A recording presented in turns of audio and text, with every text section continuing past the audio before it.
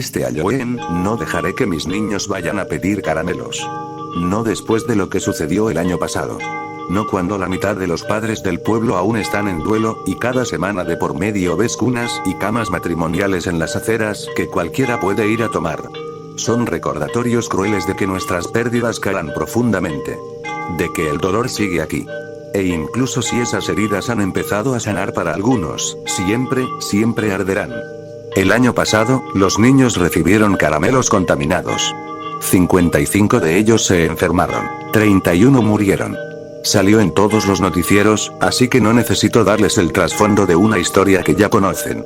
Mis niñas tuvieron suerte, pues ambas son alérgicas al maní y les dieron sus caramelos a sus amigos. Amigos que ya no tienen. Recuerdo mi turno en la sala de emergencias cuando los niños comenzaron a fluir. Tomó algunos días. El primero fue el 3 de noviembre. Una niña de 4 años llamada Regina. Presentaba dificultades para respirar. Al principio, pensamos que era una reacción alérgica, pero ninguno de los tratamientos pareció funcionar. A medida que empeoraba, no fue hasta que le hicimos una endoscopía para ver dentro de sus pulmones que nos dimos cuenta de lo que estaba sucediendo. Pero, para entonces, era demasiado tarde. Murió en el quirófano. 3 chicos más llegaron esa noche. Todos murieron. Al día siguiente, el flujo se convirtió en un raudal. Niños mayores se unieron a los más jóvenes con dificultades en su respiración. Estos parecían estar en peor condición que los niños de la noche anterior. Los síntomas iniciales habían dado paso a síntomas secundarios antes de la muerte, así que tuvimos que lidiar con el asombro y el terror que estaban experimentando conforme su estado empeoraba. Los representantes del Centro de Control de Enfermedades llegaron poco después de que 10 más habían muerto. Fueron capaces de rastrear rápidamente la fuente de caramelos contaminados. Se determinó que el productor local de chocolate era el culpable, y una investigación expedita reveló exactamente cuántos caramelos habían sido contaminados. El negocio fue clausurado.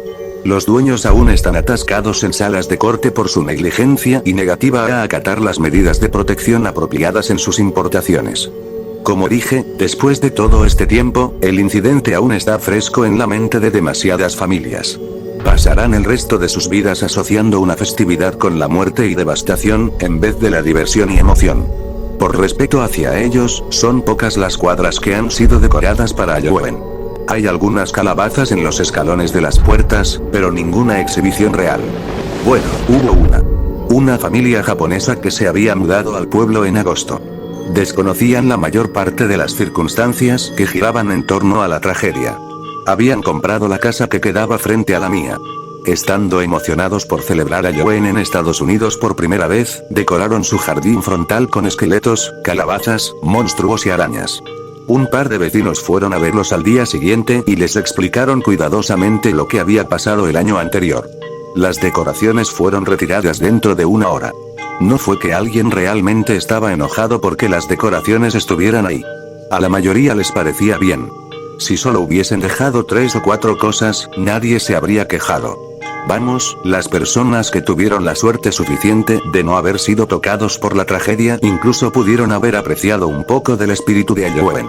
Pero para algunos, ver a esa cosa en específico simplemente era demasiado. Incluso en mi caso, que no perdí a nadie, me dio escalofríos cuando vi el montaje. Me hizo recordar a aquella noche del 3 de noviembre cuando llegó Regina. Recuerdo la sonda bajando por sus pulmones. Recuerdo cómo nos quedamos viendo a la pantalla con una combinación de terror y fascinación. No había sido un esqueleto o una calabaza o un monstruo lo que había matado a esos niños. Fueron las arañas. Los millones de arañas negras y diminutas cuyos huevos se encontraban en el polvo de cacao que decoraba los caramelos de chocolate y mantequilla de maní. Los niños que se habían asfixiado antes de que las arañas evacuaran sus pulmones fueron los suertudos. A quienes les tocó peor fue a los que estaban en la sala de espera o que llegaron en ambulancias, que tosían y escupían nubes de arañas a medida que morían. La familia japonesa se disculpó en abundancia mientras retiraban todas las decoraciones. Era obvio que estaban mortificados. Mientras los veía por mi ventana, noté que Ichi le gesticuló con la mano a su esposa, Ai, para que se acercara al jardín. Sus miradas se ampliaron y se llevaron una mano a sus bocas. No pude ver lo que estaban viendo, pero sabía lo que era. Desde el noviembre pasado, ha habido telarañas por todas partes. Son pequeñas, apenas del tamaño de una moneda, pero se reconoce al instante que provienen de la misma araña hondureña que fue importada accidentalmente por los dueños de la fábrica de chocolate. El pueblo está infestado con ellas. Trato de no acercarme demasiado a las esquinas y los aleros de mi casa porque sé que están aquí. Son inofensivas, pero no son más que otro recordatorio cruel. Uno de tantos. No he vuelto a tocar otro pedazo de chocolate. Me da pánico tener que usar la sonda cuando estoy trabajando en la sala de emergencias. Y casi cada noche sueño sobre cómo todo se vino abajo, solo para despertar, sobresaltado, con la sensación de arañas que se retuercen por mis pulmones y fosas nasales.